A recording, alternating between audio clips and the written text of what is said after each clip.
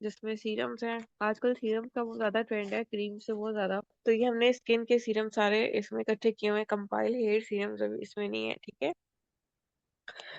तो हम एक एक करके देखते हैं कि क्या सीरम, कौन कौन सा सीरम है और वो क्या बेनिफिट्स देता है। बेनिफिट्स यहाँ पर मेन मेन लिखे होते हैं, इसके अलावा भी मल्टीपल बेनिफिट्स होते हैं। जब आप क्लिनिकल यूज में जाएंगे तो आपको ज़्यादा बेहतर समझ आएगा, ठीक है। नेक्स्ट स्लाइड कीजिए। ये सब हमारे पास अवेलेबल है, अगर आप लोगों ने ऑर्डर करने हो तो। ये मैंने एक सीरम की तस्वीर लगाई है जो किसी भी ब्रांड का है, मार्केट में अवेलेबल है, ठीक है। Serum therapy utilises concentrated actives to address the skin issues. यानी कि यहाँ पे कितनी इजी सी बात है समझने के लिए कि कॉन्सेंट्रेटेड एक्टिव्स, एक पूरी जो क्रीम थी, अगर उसके अंदर, पूरी क्रीम की डिब्बी के अंदर अगर आपके पास 2 ग्राम विटामिन ई था, तो इसके अंदर सीरम में आपको 6 ग्राम विटामिन ई मिल जाएगा। मिसाल दे रही हूँ, ठीक है। यानी कि हाईली कॉन्सेंट्रेटेड होते हैं एक्टिव्स, यानी कि ऐसे केमिकल्स यूज करते हैं हम जो एक्टिव होते हैं, इसीलिए ये रिजल्ट ओरिएंटेड है। But as the skin issues, common bases include water, oils and gels facilitating effective penetration. Water, oil और जेल जो है, ये बेस है जिसमें सीरम बनाया जाता है। वाटर बेस्ड होते हैं, ऑयल बेस्ड होते हैं, जेल बेस्ड होते हैं। उससे पेनिट्रेशन बहुत इफेक्टिव होती है। जो क्रीम्स होती थी वो चेहरे के ऊपर एक लेयर तो बना लेती थी, मगर स्किन में इतना ज्यादा डीप जो थी वो पेनिट्रेट नहीं करती थी, ठीक है। तो ये जो इनका वहीकल है वो हमारा ऑयल, जेल या वाटर है, जिसके अंदर हमने अपनी एक्टिव कंपाउंड जो भी विटामिन है, जो भी मिनरल है वो मिक्स किया हुआ है। तो वाटर, ऑयल, जेल स्किन में बहुत डीप चले जाते हैं, ठीक है। इस वजह से इसकी दो फायदे हो गए। एक तो ये फायदा हो गया क्रीम्स के ऊपर कि ये बहुत ज्यादा कॉन्सेंट्रेटेड है। दूसरा हमें फायदा ये हो गया कि ये बहुत डीप जा रहा है स्किन में, ठीक है। अब अमाउंट भी ज्यादा हो, डेप्थ भी ज्यादा हो, तो रिजल्ट्स तो फिर ज्यादा ही अच्छे आएंगे ना। इसीलिए सीरम्स ने बहुत ज्यादा पॉपुलैरिटी गेन की इन रिसेंट टाइम्स। और हर कोई अब क्रेजी हुआ कि हमें सीरम चाहिए, हमें सीरम चाहिए, हमें सीरम चाहिए, ठीक है। Next slide. Anti ageing and wrinkle reduction, जो हमारा सबसे मेन कंसर्न होते हैं, जिसके लिए पेशेंट आता है कि जी हमें सीरम चाहिए, वो तीन चार होते हैं। रंग गोरा करने के लिए, अपने रिंकल्स खत्म करने के लिए, एक्ने खत्म करने के लिए, मलाजमा खत्म करने के लिए, ठीक है। एस्थेटिक्स में और डर्मेटोलॉजी में यही फर्क है। एस्थेटिक्स में अगर एस्थेटिक का पेशेंट डर्मेटोलॉजिस्ट के पास जाता है तो डर्मेटोलॉजिस्ट उसको कमरे से बाहर निकाल देता है, मगर उसकी क्वालिटी ऑफ लाइफ बहुत ज्यादा इफेक्ट हो रही होती है। अब एंटी एजिंग और रिंकल रिडक्शन है क्या, किस चीज को हम एजिंग कहेंगे और किस चीज को रिंकल्स कहेंगे। Fine lines and wrinkles result from natural ageing process, environmental damage and reduce collagen production. देखो, एक तो एजिंग के साथ साथ तो होती होती हैं, लेकिन इन्वायरमेंटल डैमेज, जो लोग मजदूरी कर रहे हैं, जो सारा दिन बाहर धूप में होते हैं, उनके आप 25 साल का मजदूर भी देखो तो उसके माथे पे पूरी 3 कोर्स जो है लाइंस नजर आ रही होती हैं। रिड्यूस कोलेजन प्रोडक्शन, कोलेजन की प्रोडक्शन जो है वो कम हो जाए, मेटाबॉलिज्म स्लो हो जाए, ओबेसिटी हो जाए, या फिर ब्रेक डाउन ज्यादा है प्रोडक्शन से, जैसे कि हाइपोथायरॉइड पेशेंट, तो वो भी छोटी एज में 20 में 30 के लगते हैं और 30 में 40 45 के लग रहे होते हैं। तो इन तीनों वजूहात की वजह से इन्वायरमेंटल डैमेज हो गया, कोलेजन प्रोडक्शन कम हो गई या ब्रेक डाउन ज्यादा हो गई, और नेचुरल तो है ही सही, हर रोज हमारी उम्र बढ़ रही है। तो इसमें आप देखो कि रेटिनॉइड्स, रेटिनॉल और टेरेटिनॉइन स्टिमुलेट कोलेजन सिंथेसिस। इन्होंने कोलेजन की सिंथेसिस को स्टिमुलेट करना है and promote cell turnover reducing fine lines. देखो, जो ओल्ड सेल्स हैं जो अपनी एज पूरी कर चुके हुए हैं, जिनको नॉर्मली हमारा सेल साइकिल होता है 28 डेज का, नॉर्मली उनको शेड ऑफ कर देना चाहिए था, लेकिन वो 28 डेज से 45 डेज तक ही स्किन के ऊपर पड़े हुए हैं, पड़े हुए हैं, पड़े हुए हैं, ठीक है। क्यों पड़े हुए हैं, अभी मैंने रीजंस बताई। स्लो मेटाबॉलिज्म है, ओबेसिटी है, हाइपोथायराइडिज्म है, ठीक है। या स्किन के अंदर आपकी डेफिशिएंसीज हैं विटामिन की, तो उनके पास पावर ही नहीं है कि वो अपना सेल्स अपना काम कर सकें। तो जब सेल टर्नओवर इंक्रीज करेगा, ओल्ड सेल्स गिरेंगे और न्यू सेल्स आएंगे। यहाँ पे याद रखें कि आपकी स्किन में कोई अल्सरेशन नहीं हो रही है, आपकी स्किन कोई छिल नहीं रही है, सिर्फ एक्सफोलिएशन हो रही है डेड स्किन सेल्स की। सिर्फ डेड स्किन सेल उतरेंगे और न्यू स्किन सेल्स आएंगे, ठीक है। तो इससे क्या होता है कि जो न्यू स्किन सेल्स होते हैं उनमें ज्यादा टर्गर होता है, उनमें ज्यादा जो है वो एक्टिव होते हैं, उनमें ज्यादा एनर्जी होती है, एंटीऑक्सीडेंट डैमेज उसमें कम होता है। तो हमारी जो रिंकलिंग और फाइन लाइंस है वो कम से कम होती चली जाएगी। सारी मॉडल्स, एक्ट्रेस जो है वो रेटिनॉल जो है वो रूटीन में यूज करती हैं, चाहे उनको रिंकल्स हो या ना हो। क्यों? ताकि ये रिंकल्स अपीयर भी ना हो उनके। और stimulate collagen synthesis. Collagen synthesis आजकल दुनिया का सबसे बड़ा टॉपिक है। किसी तरह हम यंग हो जाए, एज रिवर्स कर लें, तो ये जो रेटिनॉल्स हैं ये कोलेजन सिंथेसिस को स्टिमुलेट करते हैं और फाइन लाइंस को कम करते हैं। अच्छा, फाइन लाइन और रिंकल में क्या फर्क होता है? रिंकल वो चीज होती है कि जब आप फेशियल मूवमेंट करते हैं, जैसे आपने आईब्रो ऊपर की तो आपके माथे के ऊपर 3 हॉरिजॉन्टल लाइन पड़ गई, तो ये आपके हैं रिंकल। लेकिन आप कोई भी मूवमेंट नहीं कर रहे, जैसे आप आंखें बंद करके सो भी रहे हो, तो फिर भी आपके चेहरे पे जो लाइन नजर आ रही होती है ये होती है फाइन लाइंस। जैसे मैंने अगर एक कॉटन की शर्ट पहनी हुई है और मैं बार बार अपनी एल्बो को बेंड करती जा रही हूँ, अगर मेरा बाजू नीचे से पैरालाइज होके सीधा ही रहा, लेकिन उसके जो मेरी शर्ट है उसके ऊपर तो क्रीजेस पड़ गई है ना, वो तो नजर आएंगी। इसी तरह रिपीटेड मूवमेंट्स के साथ, हमारी मसल्स मूवमेंट के साथ स्किन में भी क्रीजेस पड़ जाती हैं। स्किन की फ्लेक्सिबिलिटी कम होने से, स्किन की फ्लेक्सिबिलिटी किस चीज से मेंटेन हो रही थी? कोलेजन और इलास्टिन से। ठीक है, तो जब हम कोलेजन के लेवल्स बढ़ाते हैं, जब तो ये फाइन लाइंस भी कम होती हैं, जो स्टैटिक लाइंस है, जो कि बगैर मूवमेंट के भी हमारे पड़ी हुई थी। या फिर जो हमारी नॉर्मल चेहरे की लाइन है, जैसे नेज़ोलिबल फोल्ड वगैरह, ये बहुत ज्यादा प्रोमिनेंट हो रही थी, तो ये भी कम होना शुरू हो जाती है। पेप्टाइड्स आजकल की जो ब्रेक थ्रू हो गया मार्केट में, वो पेप्टाइड से हुआ है। पेप्टाइड जो है, palmitoyl pentapeptide 4 है। It signals the skin cells to produce more collagen and elastin for improved firmness। ठीक है। अच्छा देखो, आप लोग कभी भी मार्केट से जाके कोलेजन की क्रीम्स लेते हो, तो वो जो कोलेजन की क्रीम्स हैं वो क्या करती हैं कि आप को बहुत बड़ा बेवकूफ बना रही हैं, क्योंकि कोलेजन का मॉलिक्यूल इतना बड़ा है कि वो कभी आपकी स्किन से एब्जॉर्ब ही नहीं हो सकता, टाइप 1 कोलेजन। ठीक है। और आप पूरी क्रीम की वो खत्म करते हो, 3 महीने इस्तेमाल करते हो, उसके बाद भी आपका जो है वो स्किन वैसी की वैसी है। तो वजह ये होती है कि कोलेजन का मॉलिक्यूल जो है वो इतना बड़ा है स्किन में। मेनली जो टाइप 1 कोलेजन है वो एब्जॉर्ब ही नहीं होता स्किन से। तो अगर आप पेप्टाइड्स इस्तेमाल करो, जो पेप्टाइड सीरम्स है, अगर आप बाहर के मुल्कों के आपने पेज फॉलो किए हुए हैं इंस्टाग्राम पे, तो देखो पेप्टाइड सीरम्स तो वहाँ पे लोगों के लिए एक रूटीन है। ठीक है। तो ये जो पामोटाइल पेंटापेप्टाइड 4 है, ये क्या होता है? आपने पढ़ा हुआ है कि जो प्रोटीन्स होती हैं वो किससे बनती हैं? पेप्टाइड से। और पेप्टाइड्स किससे बनते थे? अमाइनो एसिड से। तो ऐसे सीरम जिनमें अमाइनो एसिड्स हैं, जिनमें पेप्टाइड्स हैं, उनको लगाने से वो पेप्टाइड्स, वो अमाइनो एसिड स्किन के अंदर जाके आपस में बाइंड करते हैं और फिर वो क्या बनाते हैं? कोलेजन बनाते हैं। ठीक है। The signal the skin cells to produce more collagen and elastin for improve firmness. और इस तरह से ज्यादा कोलेजन और इलास्टिन बनता है और फर्मनेस जो है वो इंक्रीज होती चली जाती है। फर्मनेस बहुत बड़ा इशू है। इसी के लिए लोग हाइपो, फेस लिफ्टिंग और ये वो करवाते हैं, लेकिन सर्जरी जो है वो हर कोई उसके लिए फिट नहीं होता। तो इसमें हम नॉन इन्वेजिव मेथड्स जो है वो पढ़े। Antioxidants, vitamin C, ascorbic acid, vitamin E है, ये भी आपकी एंटी एजिंग और रिंकल रिडक्शन कॉज करते हैं। टोकोफेरोल विटामिन ई को कहते हैं, एस्कॉर्बिक एसिड विटामिन सी को कहते हैं। ठीक है, कभी भी इन वर्ड्स पे परेशान ना होना। किसी भी आप सीरम के पीछे एस्कॉर्बिक एसिड या टोकोफेरोल पड़े तो इसका मतलब विटामिन सी हो रही है। ये न्यूट्रलाइज करते हैं फ्री रेडिकल्स को। अब फ्री रेडिकल्स क्या चीज होते हैं? फ्री रेडिकल्स जो आपकी बॉडी के अंदर डिटॉक्सिफिकेशन के प्रोसेसेस होते हैं, आपकी बॉडी के अंदर जो मेटाबॉलिज्म के प्रोसेसेस हैं, इन सारों के जो वेस्ट प्रोडक्ट्स होती हैं वो फ्री रेडिकल्स होते हैं।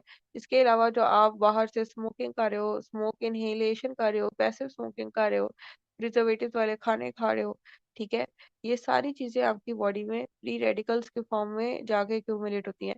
अब सेल के ऊपर जितना ज्यादा ऑक्सीडेटिव स्ट्रेस बढ़ता है, जितने ज्यादा फ्री रेडिकल्स होते हैं, उतना ज्यादा वो अपना फंक्शन लूज करता है और जिस्म में इन्फ्लेमेशन शुरू हो जाती है। यानी कि जो इंसान, एक दो मिसाल देती हूँ, एक जो है वो सिगरेट बिल्कुल नहीं पीता और एक डेली चेन स्मोकर है, तो जो पी रहा है उसके फ्री रेडिकल्स बहुत ज्यादा एक्यूमुलेट हुए हैं उसकी बॉडी में। इतने ज्यादा फ्री रेडिकल्स की वजह से उसकी क्या होता है कि स्किन प्री मेच्योर एजिंग होना शुरू हो जाती है। वही बात है, 35 का है, लगता है वो 45 का है, फेस पे रिंकल्स है और डार्क पिगमेंटेशन भी बढ़ जाती है। सेल्स अपना काम नहीं कर पाते क्योंकि उसके अंदर सारे फ्री रेडिकल्स भरे पड़े हैं। अगर हम इन फ्री रेडिकल्स को न्यूट्रलाइज कर दें, तो क्या होता है कि सेल अपना हेल्दी हो जाता है दोबारा से और अपना काम जो है करना शुरू कर देता है। ठीक है। प्रिवेंटिंग ऑक्सीडेटिव स्ट्रेस, न्यूट्रलाइज, ये free radicals oxidative stress cause कर रहे थे, फ्री रेडिकल्स न्यूट्रलाइज हो गए तो ऑक्सीडेटिव स्ट्रेस कम हो गया और स्किन एजिंग जो थी वो हो गई कम। ठीक है। एक तो फर्दर नहीं होगी और जो आपकी करंट सिचुएशन है उसमें भी आप रिवर्स में चले जाएंगे, रिवर्स एजिंग भी हो जाएगी और प्रिवेंट हो जाएगी further ageing. Okay, next slide कीजिए। अच्छा जी, अब ब्राइटनिंग के लिए लोग आपके पास आएंगे कि ब्राइटनिंग हमें चाहिए टैनिंग के लिए, क्योंकि पंजाब के लोगों की और सिंध के तो टाइप 4 है स्किन। हम लोग बड़े जल्दी काले हो जाते हैं, एक दिन में हम टैन हो जाते हैं, ठीक है। Type 4 skin is very much prone to tanning. और डार्क स्पॉट्स जो आपके उम्र के साथ साथ, कभी कोई एक्नी हुई थी, कभी आपने कोई जख्म हुआ था, कभी कुछ था तो आपने उसको छेड़ा तो डार्क स्पॉट रह गए, ठीक है। इस डार्क स्पॉट और टैनिंग की सोल्यूशन के लिए भी लोग आएंगे, मेलाज्मा भी होता है लोगों को। तो इसके लिए आप देखें कि डार्क स्पॉट्स डेफिनेशन है कि इसकी डार्क स्पॉट्स और hyperpigmentation occur when melanin production increases due to sun exposure, hormonal changes और inflammation। सन एक्सपोजर में तो आपको पता ही है, आपने ये एक्सपीरियंस किया ही होगा जिंदगी में, कभी की धूप में गए तो रंग काला हो गया। होता ही है कि जो सन एक्सपोजर है उसमें UV A B C rays होती है। जो UV B रेज होती हैं वो आपकी पिगमेंटेशन इंक्रीज करती हैं। कैसे इंक्रीज करती हैं कि जो आपके मेलानोसाइट्स हैं, जो पिगमेंट प्रोड्यूसिंग सेल्स हैं, उनके लिए वो स्टिमुलेटरी होती है। उनसे कहती हैं ज्यादा पिगमेंट बनाओ, ठीक है। तो हार्मोनल चेंजेस जो होते हैं ये भी सीधा जाके आपके मेलानोसाइट को इफेक्ट करते हैं और आपको पिगमेंटेशन जो है वो देते हैं। और इन्फ्लेमेशन सोजिश जो है उसकी बहुत सारी तरीके हैं। एक तो ये है कि वो मेलानोसाइट ओवर एक्टिविटी तो करती ही करती है, दूसरा आपके जो नॉर्मल सेल्स हैं, स्किन सेल्स, उनके अंदर जो है उनकी एबिलिटी टू वर्क कम कर देती है, जिसकी वजह से वो, जैसे ऑक्सीडेटिव स्ट्रेस है, इसी तरह से इस सिचुएशन में आके इन्फ्लेमेशन के साथ वो अपनी ब्राइटनेस को लूज कर देते हैं, अपना टर्कल लूज कर देते हैं, अपनी एक्टिविटी लूज कर देते हैं। दूसरी बात ये है कि अगर इन्फ्लेमेशन जो है वो टारगेटेड है, जैसे कोई आपको कट लगा था उसके बाद वहां इन्फ्लेमेशन हुई है, तो पोस्ट इन्फ्लेमेटरी हाइपरपिगमेंटेशन इन्फ्लेमेशन का हिस्सा है, ठीक है। जिसके लिए हम विटामिन C, नाइसिनामाइड और अल्फा देते हैं। जो विटामिन C है ये इनहिबिट करती है मेलानिन प्रोडक्शन को और प्रमोट करती है ब्राइटर स्किन टोन को। विटामिन C के अपने अंदर जो है ब्राइटनिंग एजेंट्स होते हैं। विटामिन C सॉरी खुद एक ब्राइटनिंग एजेंट है। अगर कोई इंसान बिल्कुल सफेद रंग का भी है और वो चाहता है उसकी स्किन चमक जाए, विटामिन C सीरम लगाना शुरू कर दे। और साथ में मेलानिन प्रोडक्शन को भी रोक रही है, ठीक है। अब मेलानिन प्रोडक्शन रुकने से पेशेंट को कोई विटिलिगो नहीं हो रहा, वो मिल्की वाइट नहीं होता, लेकिन जो उसका एक्स्ट्रा मेलानिन प्रोडक्शन है वो रुक जाएगा, जो उसका जेनेटिक है वो रहेगा। यानी कि अगर आप अपनी रिस्ट की अंदर वाली साइड को देखें तो वो आपका ओरिजिनल कलर है, उतने तक तो रहेगा, लेकिन उससे ज्यादा नहीं हो पाएगा। नाइसिनामाइड 10%, देखिए परसेंटेजेस यहाँ बड़ी इंपॉर्टेंट है। आप सबने ऑर्डिनरी का नाइसिनामाइड सीरम यूज किया हुआ है और आपको पता है कि उसका कोई रिजल्ट नहीं आता, क्योंकि उसमें 1-2% नाइसिनामाइड डली होती है। It reduces melanin transfer from skin cells helping to lighten the dark spots. अब जो melanin transfer to skin cells का क्या मतलब है? डी प्लेयर्स में मेलानोसाइट्स पड़े हुए हैं। मेलानोसाइट्स आपकी स्किन के ऊपर नहीं पड़े हुए, वहां से वो पिगमेंट बनाते हैं और उसको ट्रांसफर करते हैं आपकी सुपरफिशियल लेयर्स के ऊपर, ठीक है। अब ये जो ट्रांसफर है ये रुक जाए, यानी अगर मेलानोसाइट के अंदर ही पिगमेंट पड़ा रहे, उससे बाहर ना आए, ट्रांसफर ना हो, तो हमारे ये डार्क स्पॉट्स लाइटन हो जाएंगे, हमारी पिगमेंटेशन कम हो जाएगी। अंग्रेज में, अफ्रीकन में, पाकिस्तानी में मेलानोसाइट का नंबर स्किन में इक्वल है, उसके अंदर पिगमेंट इक्वल पड़ा है। उसने जो बाहर आना है उसके उसे रंग का फर्क पड़ता है, ठीक है। मेलानोसाइट के अपने अंदर जितना मर्जी पिगमेंट है, जो मर्जी है, उससे हमारा रंग डार्क नहीं होने लगा। जो उसे पिगमेंट प्रोड्यूस होके बाहर आ रहा है स्किन की लेयर्स में ऊपर वाली, उससे हमारी पिगमेंटेशन में फर्क पड़ता है, ठीक है। तो ये जो नाइसिनामाइड है ये बहुत ही जबरदस्त, लेकिन याद रखें कॉन्सेंट्रेशन 10% हो तो फिर ही बेनिफिट आएगा। अल्फा ब्यूटिन 2%, ये भी आपको हर क्रीम पे लिखा मिलेगा, किसी में 0.05% होता है, किसी में कितना होता है उसका कोई फायदा नहीं। Slows melanin production leading to more even complexion, ठीक है। मेलानिन प्रोडक्शन इसने कम कर दी और आपकी कॉम्प्लेक्शन जो थी वो जो इसने भी, एल्वा ब्यूटेन ने सीधा जाके मेलानोसाइट के अंदर एक होता है टायरोसिनेज एंजाइम, उसकी इनिबिशन करनी होती है, ठीक है। अब टायरोसिनेज जो होता है वो कन्वर्ट करता है डोपामीन टू मेलानिन, ठीक है। टायरोसिनेज इनिबिट हो गया तो मेलानिन बना ही नहीं, लेकिन जो आपका जेनेटिक कंपोनेंट है वो वही का वही रहेगा, जितना आपका नेचुरल है वो तो वही है। एक्स्ट्रा मेलानिन प्रोडक्शन जो है वो कम हो जाएगी। और ये बहुत जेंटल ऑन द स्किन है, ये आपकी स्किन को कभी भी खराब नहीं करता। Okay, next slide. जो हाइपर पिगमेंटेशन जो होती है और मेलास्टोमा होती है जो 1 सेंटीमीटर के डायमीटर से बड़ी हो, हाइपर पिगमेंटेशन जो है वो तो आपके पूरे चेहरे के ऊपर डिफ्यूज भी हो सकती है, ठीक है। हाइपर पिगमेंटेशन जो है वो स्पॉट पे बड़ा हो, ठीक है। तो hyperpigmentation is characterized by darkened patches of the skin caused by various factors including sun exposure and hormonal changes। हाँ, इसके अंदर जो मेलास्मा और फ्रैकल्स, आपको पता है फ्रैकल्स चेहरे पे वेस्टर्न कंट्रीज में ज्यादा कॉमन है। पाकिस्तान में भी जो लोग बहुत ज्यादा फेयर कॉम्प्लेक्शन के हैं, ब्लू आईज हो, ब्लॉन्ड हो, उनके अंदर ये हो जाते हैं, सन एक्सपोजर से होते हैं। 3 महीने सन एक्सपोजर होता रहे, उसके बाद ये रिपेयर होते हैं, और 3 महीने आप सन एक्सपोजर को डिसकंटिन्यू करेंगे तो फिर ये खुद ही से जो होते हैं डिसअपेयर हो जाते हैं। इसमें हाइड्रोक्विनोन है 4%, inhibits tyrosinase enzyme responsible for melanin production. Hydroquinone जो है वो भी टायरोसिनेज इनहिबिटर है। टायरोसिनेज का भी मैंने फंक्शन बताया, एल डोपा से कन्वर्जन करती है इनटू मेलानिन, और मेलानिन क्या है, वो ब्राउन ब्लैक पिगमेंट है जिससे आपका रंग जो है वो डार्क दिखता है, ठीक है। टायरोसिनेज को इसने इनिबिट कर दिया। 4% हाइड्रोक्विनोन, देखिए 4% का बहुत जरूरी है। 2% करोगे, 1% करोगे, कोई फायदा नहीं होने लगता, ठीक है। Azelaic acid 20% reduces melanin production and has anti inflammatory properties. अक्सर एक्नी के पेशेंट को भी हम ये दे देते हैं, ऐसे जो इन्फ्लेमेटरी एक्नी, सिस्टिक एक्नी वाले पेशेंट्स आते हैं, वो एक्नी जिसके अंदर पस वगैरह नहीं होती है, उसको डॉक्टर अजेलिक एसिड लिख के देते हैं। क्योंकि kojic acid 1% inhibits the tyrosinase activity to reduce melanin synthesis.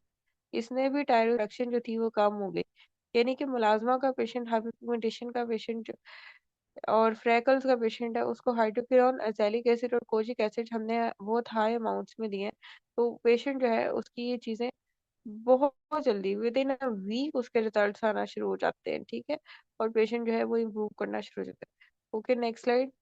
Skin tightening and whitening solution. The loss of skin firmness can be due to aging, sun damage, and lifestyle factors, leading to sagging skin and uneven skin tone. अब skin में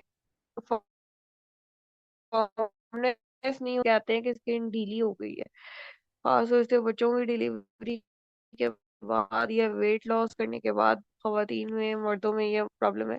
loss of skin firmness can be due to ageing, ageing के साथ हो जाता है। Lifestyle factors जैसे कि smoking है, ठीक है, जैसे कि डाइट के अंदर आपकी प्रोटीन कम है, जंक फूड ही खाते रहते हैं, leading to sagging skin and uneven skin tone.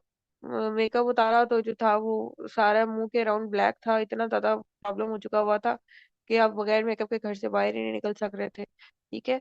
और स्किन ढीली हो रही थी, समझ नहीं आता क्या करें। तो इसके लिए हाइलुरोनिक एसिड्स होते हैं, हाइलुरोनेट, ये 2% में यूज करते हैं। अट्रैक्ट और रिटेन करता है मॉइस्चर को, इम्प्रूव करता है स्किन प्लम्पनेस को और इलास्टिसिटी को, ठीक है। अब मॉइस्चर जो है वो स्किन की इलास्टिसिटी में बहुत ज्यादा जरूरी है। जितना ज्यादा अंदर मॉइस्चर होगा उतनी ज्यादा स्किन जो है वो इलास्टिक होगी, उतना ज्यादा वो बेंड होगी बगैर डैमेज के। उसको जिधर खींचेंगे वो हो जाएगी, मुड़ जाएगी, उसके बाद वापस अपनी ओरिजिनल हालत में आ जाएगी बगैर किसी डैमेज के। जैसे आप छोटे बच्चों की चीक्स पे कुची कुची को करते हैं तो उनकी स्किन के ऊपर कोई रिंकल अपेयर होता है, नहीं होता है, और वैसे की वैसी रहती है। लेकिन अगर आप एक 67 ईयर्स ओल्ड बुजुर्ग की किसी को पकड़ के चीक को पुल करें तो वहीं की वहीं रह जाती है। इलास्टिसिटी जितनी ज्यादा होती है स्किन उतनी टाइट होती है। देखो, अगर आपके पास एक रबर बैंड है, आप उसको खींचो वो टूट जाएगा। अगर आपके पास 10 रबर बैंड है, आपसे वो खींचना ही नहीं है, और खींच भी लोगे तो वापस अपनी ओरिजिनल हालत में आ जाएंगे। इसी तरह हमारी स्किन में जितने ज्यादा इलास्टिक फाइबर्स होते हैं, स्किन उतनी ज्यादा जो होती है वो रिजिलियंट होती है टू टू डैमेज, ठीक है। तो वापस अपनी ओरिजिनल हालत में आ जाती है। ग्रोथ फैक्टर्स जिसमें EGF, epidermal growth factor stimulate करता है स्किन रिन्यूअल को और कोलेजन प्रोडक्शन को फॉर फर्मर स्किन। और तीसरा हमारे पास नाइसिनामाइड 5% भी जो है वो स्किन टाइटनिंग और वाइटनिंग सोल्यूशन के अंदर काम कर लेता है। और ये क्या करता है, एनहेंस करता है स्किन बैरियर फंक्शन को और इम्प्रूव करता है स्किन टोन को बाय रिड्यूसिंग पिगमेंटेशन। देखो, रिड्यूसिंग पिगमेंटेशन वाली बात तो अभी हमने पीछे पढ़ी थी, ठीक है। अब ये देखो कि इनहेंस करता है बैरियर फंक्शन को, बैरियर फंक्शन इनहेंस भी करता है, यानी कि आपकी ड्राई स्किन को भी जो है वो कर लेता है। इसमें हमारे पास जो नाइसिनामाइड की जेल लगी है ना लेटेस्ट, वो बहुत ही जबरदस्त है। और एक चीज ये और करता है, ये एक्सेसिव ऑयल प्रोडक्शन भी रोक देता है। एक्सेसिव ऑयल से मुराद ये है कि जो आपकी नॉर्मल ऑयल है स्किन का, जो आपके लिए जरूरी है वो तो बनता रहेगा, जो आपके स्किन बैरियर के लिए जरूरी है। एक्सेसिव जो आपको एक्ने कर रहा था वो नहीं बनेगा, ठीक है। Next slide. Ultra whitening for enhanced skin clarity. Uneven skin tone and dullness can result from excess melanin production and environmental stresses, leading to a lack of radiance. जो स्किन टोन अनइवन होती है और डल होती है, ये बहुत बड़ा problem है। लोग कहते हैं हमारी स्किन डल हो गई है, शाइन खत्म हो गई है, जिसकी वजह से वो डार्क भी लगती है। और अनइवन अराउंड माउथ डार्क है, डार्क सर्कल्स पड़े हुए हैं। इस सब के लिए एक्सेस मेलानिन प्रोडक्शन से भी हो सकता है, एनवायरमेंटल स्ट्रेसेस से भी हो सकता है। इन्वायरमेंटल स्ट्रेसेस में एक तो ये हमारे जो यूवी रेडिएशन है ये आ गई, एक्सेसिव हीट आ गई। इसके अलावा पैसिव स्मोकिंग या एक्टिव स्मोकिंग आ गई। ठीक है, सन एक्सपोजर आ गया। ये सारा कुछ, हर वो चीज जिसमें से रोशनी निकलती है, जो आपकी मोबाइल की स्क्रीन है, जो आपकी ट्यूबलाइट है, जो आपकी सूरज है, जो आपका चूल्हा है, ये सारा कुछ जो है वो यूवी एवी रेडिएशन एमिट कर रहा है, जिससे आपकी स्किन डार्क भी होती है और एज अप भी होती है। तो इसमें कोजिक एसिड बड़ा जबरदस्त हमारे पास है। Kojic acid reduces melanin production through tyrosinase inhibition. हर वाइटनिंग क्रीम के पीछे आपको कोजिक एसिड लिखा हुआ मिलता है, मगर उसमें कॉन्सेंट्रेशन कम होती है। इसके अंदर बीटा आर्बिटिन है। ये slows melanin formation resulting in lighter skin tone over time. Tyrosinase inhibitor है। टायरोसिनेज वो एंजाइम था जो मेलानिन बनाता था। अब बीटा आर्बिटिन ओवर टाइम का वर्ड यहाँ पे इसलिए जुड़ी है क्योंकि ये बहुत ही जेंटल ऑन द स्किन है और इसका रिजल्ट स्लो होते हैं। ठीक है। लाइकोराइस एक्सट्रैक्ट जो है, ये देखो आजकल हर फेस वॉश के ऊपर लाइकोराइस एक्सट्रैक्ट लिख के आपको बेच रहे होते हैं। इसके अंदर ग्लेब्राइडन होता है जो इनहिबिट करता है मेलानिन प्रोडक्शन को। हर वाइटनिंग चीज के ऊपर लाइकोराइस लिखा होता है। ठीक है, इसलिए क्योंकि ग्लेब्राइडिन जो है वो मेलानिन प्रोडक्शन को इनहिबिट कर रहा है। मेलानिन प्रोडक्शन कहाँ से इनहिबिट हो रही है? मेलानिन प्रोडक्शन इनहिबिट होती है टायरोसिनेज इनहिबिशन से। ठीक है, नेक्स्ट स्लाइड।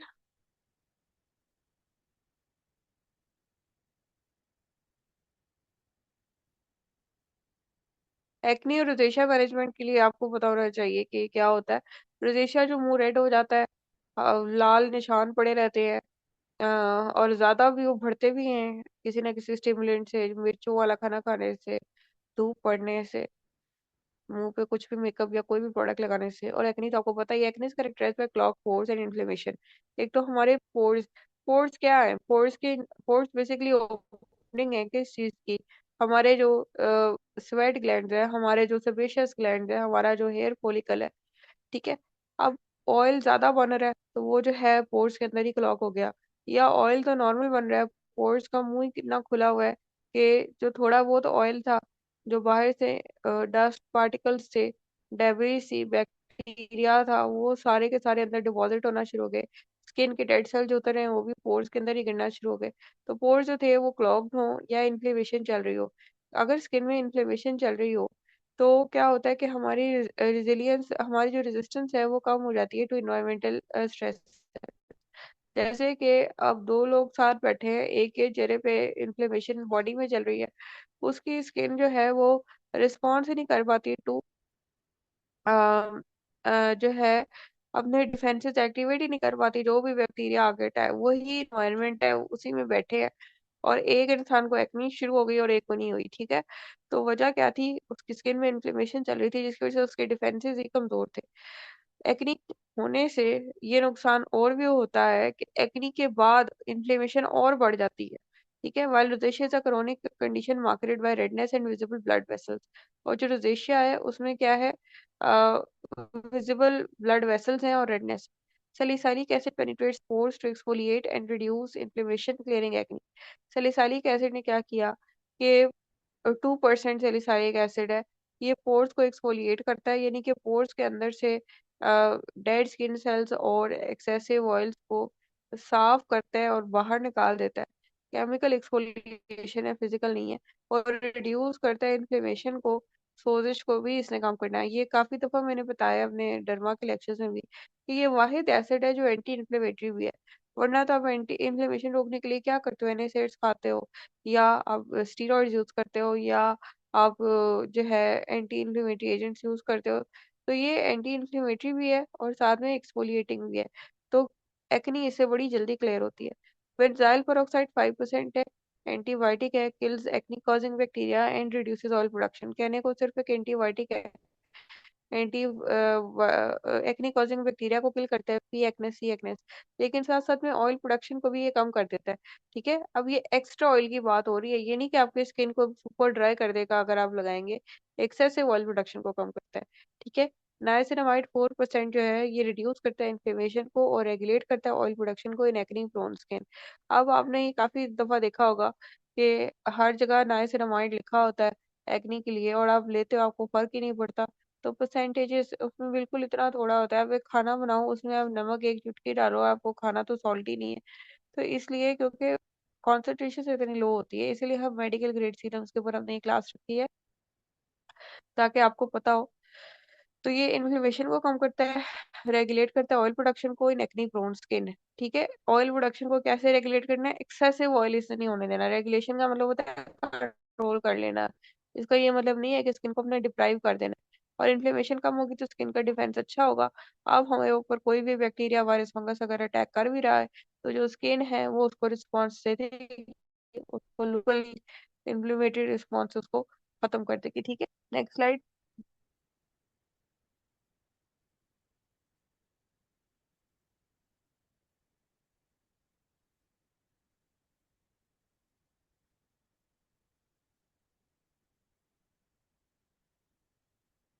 Hydration है for dehydrated skin. Dehydrated skin lacks moisture and can appear dull, rough or flaky due to environmental factors or insufficient water intake.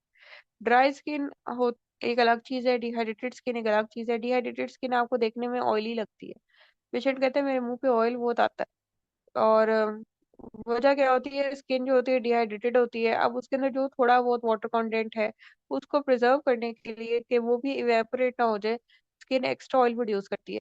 अब वो जो एक्स्ट्रा ऑयल है वो फिर आपके पोर्स को भी क्लॉग करता है, वो एक्ने भी कॉज करता है, वो आपकी स्किन को ऑयली अपीयरेंस देता है।